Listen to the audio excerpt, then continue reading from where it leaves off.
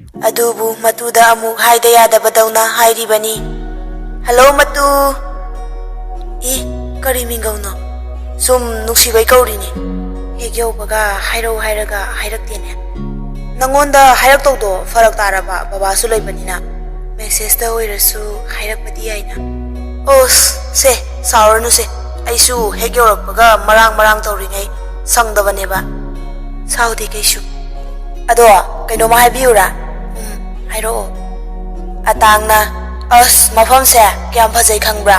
Ingingga lauraga khufaja mani. Romantic yam oikrajani mafam se. Nanga chalamadi romance ka tawba thi nungai ningo. Santlena haha romance tawba nungai ba mafam nina. Romance tawnaba ama muti kiniko. Atangna aibu aduk thajadabra. Santlena sum haibani. Atangna farese ai thamage nang phajana layuko. Ai ngak leiraga amuk message harake. Santlena hoi thamage ko. Phone thamkhibaga nokfe tawna phone du da yengi. Atang phone du pairaga momon mathanta nokpadu uraga yangkardi mamitu lauthoklaga yengi. Yangkar sundargi amata naitom pokjaba machanupani. Yangkarna dada kaino tawriduna. Atang fat yenglai aduga kaino. Yangkar su changlaptuna atangi manakta famthai. Nangi mawongdu bahaibane kari mawa. Phone ga kolaga noklido. Adu oire. Kaigino adu. Atangna hera angang noina khangba yaba wa nate. Angang thoram nate ba. Yangkarna siya angang thoram nate kai. Chaluada nasaktuga. Atangna angang se pakhang pharabani kaina machinga khomene. Yangkarna yam wai he yam banang se. Atangna nang suwai bo sathina. Yangkarna ado hayengdi koi bachalusidana. Atangna kadai chatoiba. Yangkarna aisu khangde lakpa koi dribanina ingaw ngawri tawrise. Atangna chalaga mu mangdoira. Yangkarna kaidong mangdoiba loli khangdaba sunatana. Atangna haha watagadi. Yangkarna awangine. Atangna ado nangse hanadai haujuna hena sirum narum malamena. Thaina nangse aina thina fudapibado. Haha haujina bu hena nungairani. Asi haiduna chawkhraba atangi makuttu khutum tasilaga wachet ki sabal bungamjaba. Yangkargi chawkhraba pambomduda khutumna thilli. Yangkardi khangprei khangi. Yangkarna kaino halage hairo. Pambomdu nali. Yangkarna amuk nasa fare kaina usitrene. Atangna adumai haitariye.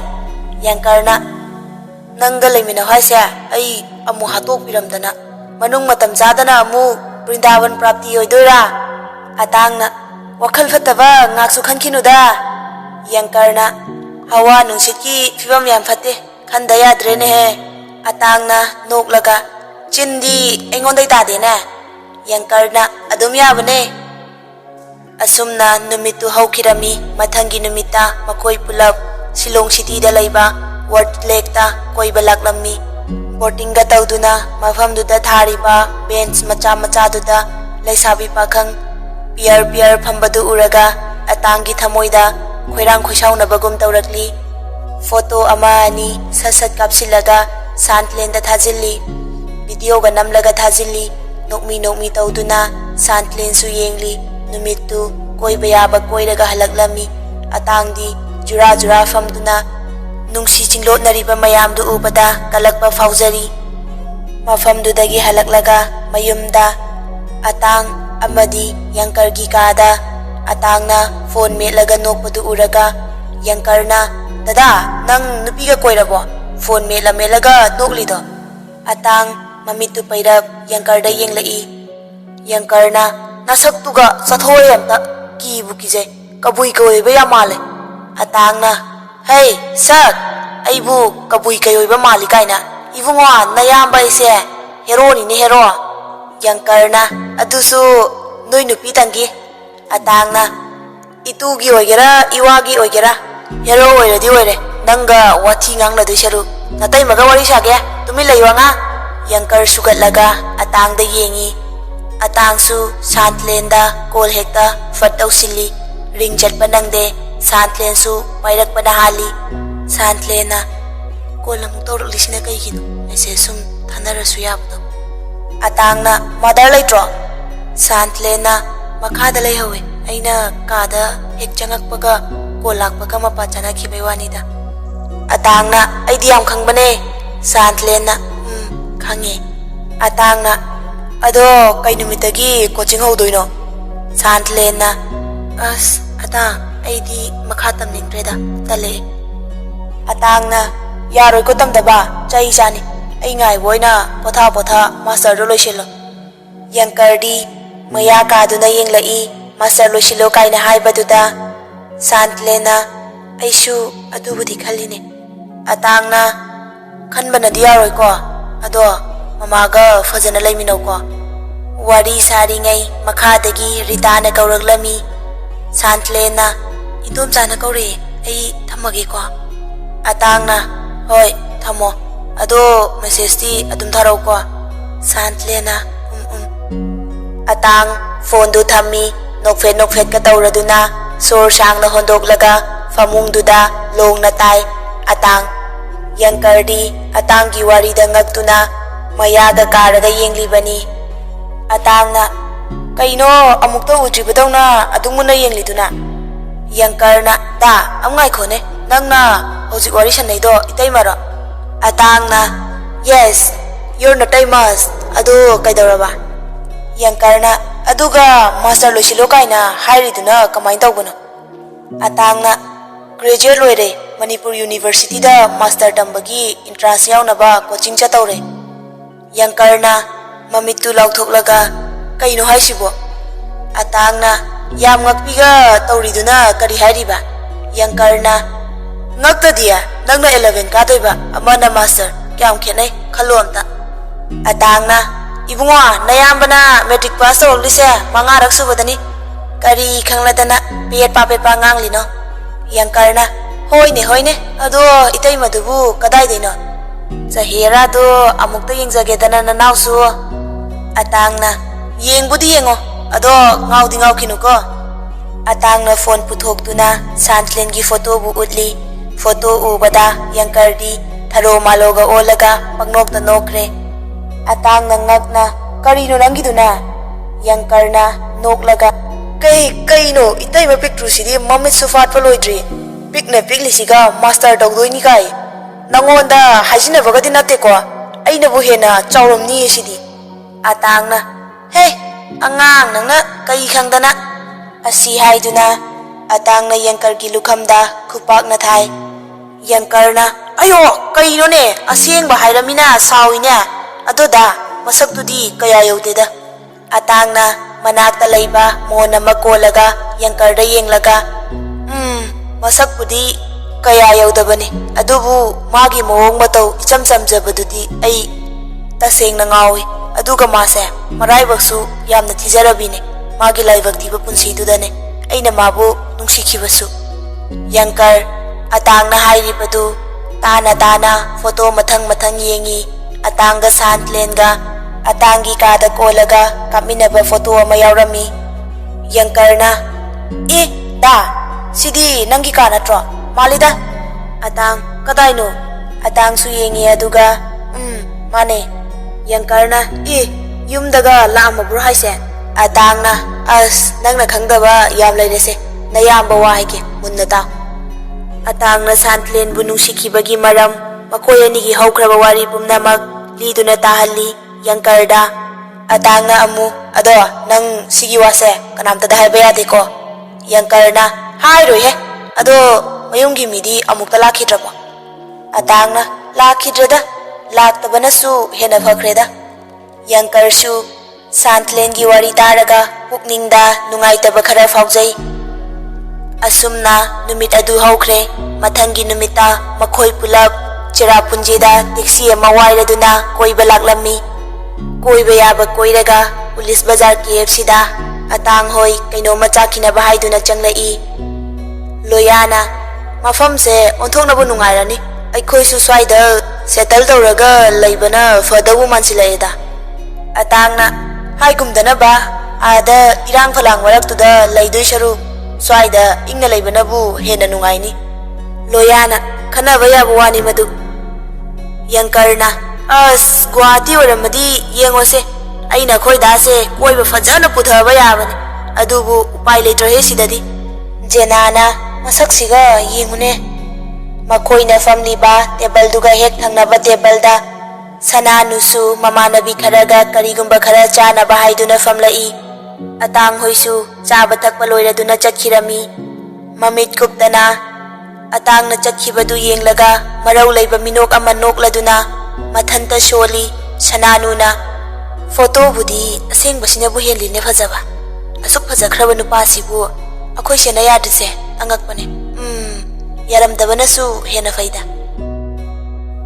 Sananu wakhala madani manglaga family se Sananu gi matau uraga Aromikana Sananu gi lengjumda pop pop tharaga kai nubema nang tawriduna kai wakhal Sananu noklaga hojik sida famlamba nupa do Sayalina karambano haise Aromikana black machugi tishalit padura Sananuna hoimi masakto us aidi ngaureda kainom tawremi Sayalina nang sura ay fawya kay mayeng bada Aromikana tina naimi masakto masaga to faraga tairir bati shat galit padudi thukpulawida Sananuna yare he henjin malenoishu aina ngauri ngai sida photo budi reel na amu hele post aba Sayali Aromika ngakna Sananu da yenglai Arona nang hana nupa do khangnabro Sananuna khange munna khange adubu manungda wari di yamle ma kanano kanagi machano ai noide fajana haigese hostel yoraga kanade chashilo asumna makhoi puna hostel da halaklami Rita gi yumda numidangi matamni Rita na chak thongli Santlensu hamduna Rita gi manakta lairik yengduna lay Rita na ihe noi kakado hangsi tholakani haibani hayengdi shopping chaluni haigom tawi Nangi kay leroge na hanglakpani ne Santlena ay gidi kaishu thoidokpa apamba laiti da indomcha Ritana atang di amuk toiba inaw nupugi macha duga lambado charabani na nungai bada loire hairi ne Santlen nokfet tawrai ngahak wakhal khalaga Santlena indomcha kainom hangene Ritana hango Santlena atang na lairidu kana oidunu indomcha atang na budi kaka haidana Ritana aigi hek inaw nupi manakta ni leirido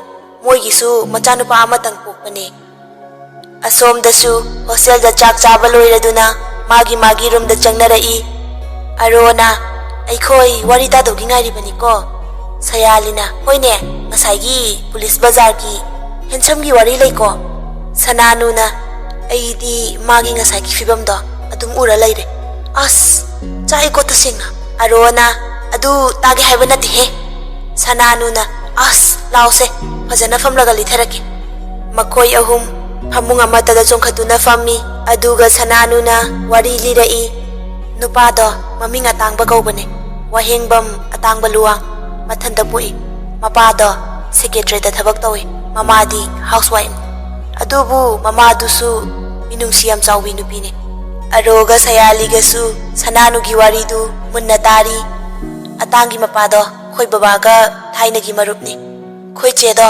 mana leiri sisu moidane atangna khoi chebu pami haiba khangi Arona marak thalai nache pamba nupado nangna mu ngausiliba Sayalina arogi nanganda khupangna tharaga as aro nang sima yetkre he wari tasi haiba aro tumina laikre Sananu na makha tarai ichebu pamjaba nupa oirasu aina pamnati pame launa lenaba makti natrina aigi step se kaishu kaidina khale aidi Sayalina noi chega koinabadi koinadabra Sananuna nahamu aingonda wari lirakhiba matamdadi koinakidaba male haujikni khangde machindu haife chingkatlaga kangnok ama noklaga koinara masu kaide aigi ningbasidi thungdaba yade fana koinarasu atangdi aigi oidaba sungya yadre Arona as Sananang sidi sathina wail tai he Sananuna noklaga wail oigera oiroira aina pamkhrabadi loire ichena photo ulakhiba numitudagi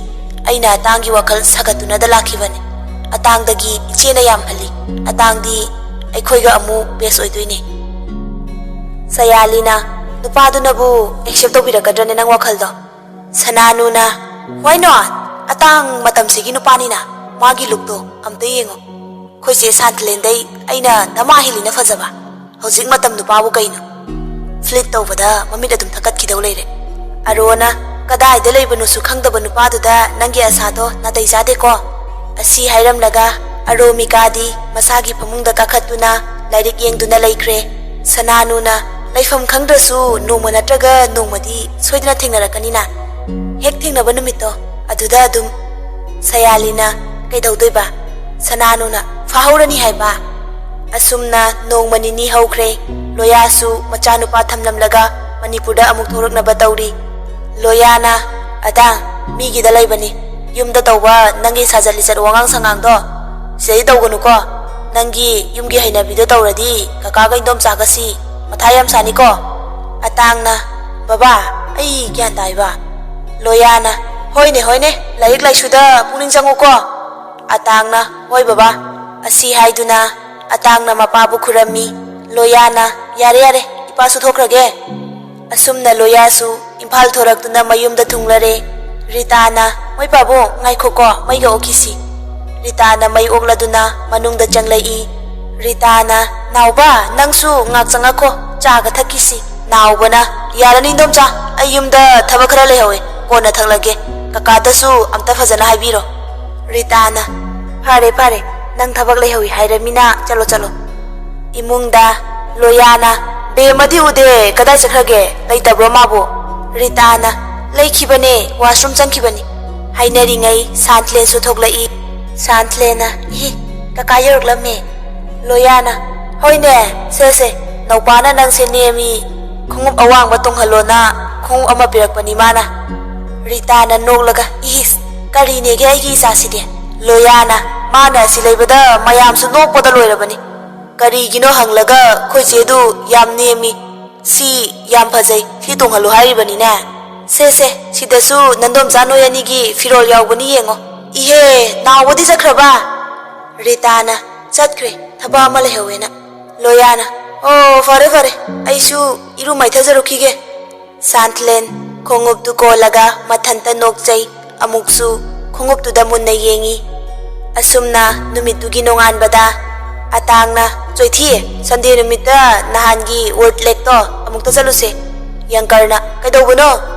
Atangna wo noigi natai manana mafamdo yam yengninge adugini chaluse ko.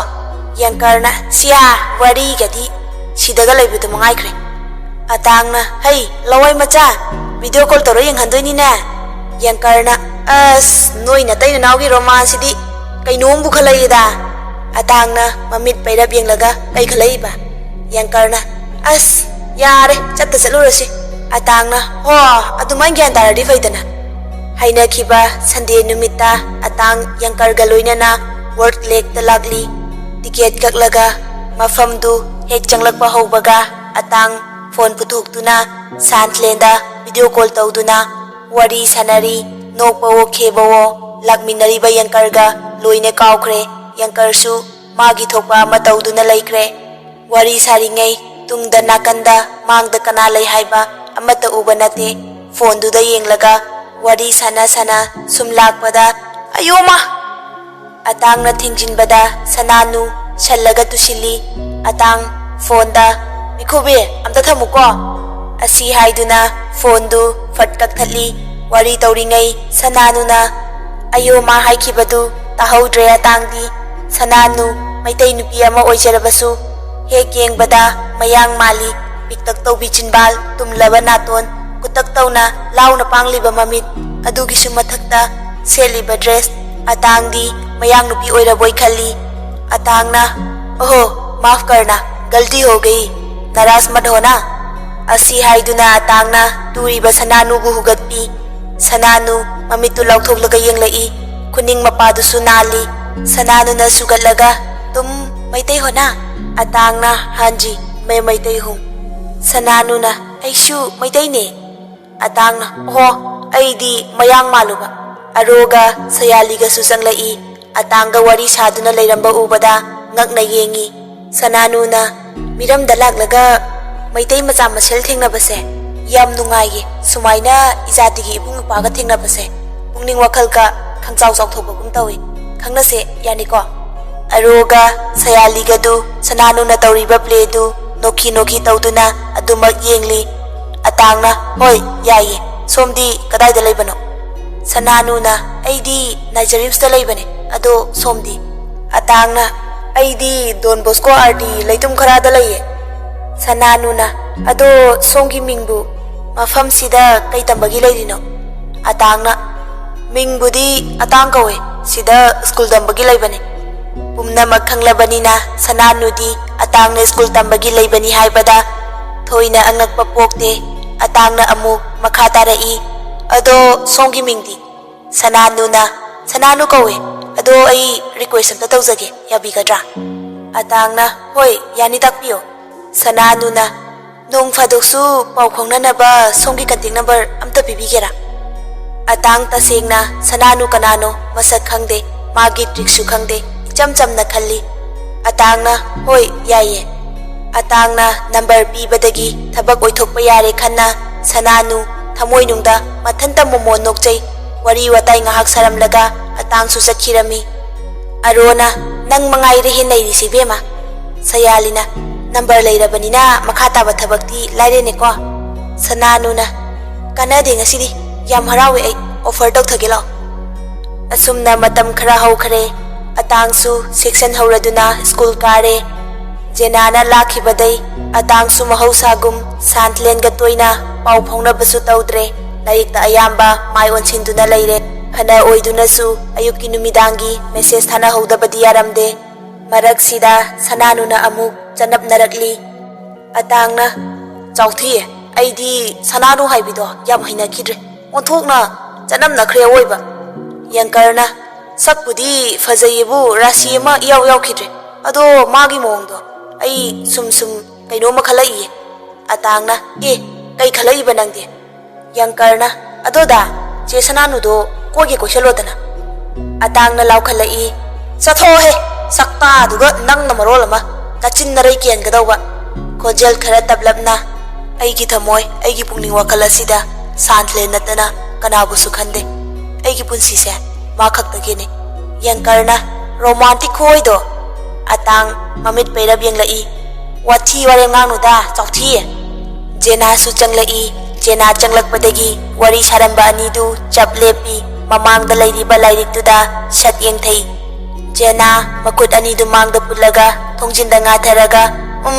ꯂꯥꯏꯔꯤꯛ ꯄꯥꯗꯕꯤ ꯂꯥꯡꯗꯅ ꯂꯩꯔꯕꯣ ꯍꯥ ꯌꯪꯀꯔꯅ ꯂꯥꯡꯗꯤꯌꯦ ꯖꯦꯅꯥꯅ wathi warim sumnanglaga pung phanyam larik parasu karimta khangoi ko wa ngangdabi wakhal choithoktana min manga tangoirasu paba ngamdaba honau ko pare paro asi hairam laga jena su thokirami jena thokibaga atangna khon tablab as noi masidi ayabini he asi nani ne nangna metric ta ai dongna lai loram drise asi haiduna makoi ani tuminna noi angakpani miyoi bagi pukche ai gi oige ai khaktagi oidaba yade haiba wakhal asina miyoi bagi afaba lamchat kaya busu manghalak nati macha amana haba phattaba haibase mama oibigi makhasu aduki matik poli adumakna hairam libani Napoleon afaba ima amatang piyu prithibi joy tawge haiduna pokmin nadrabasu garba amatadagi taminarakpa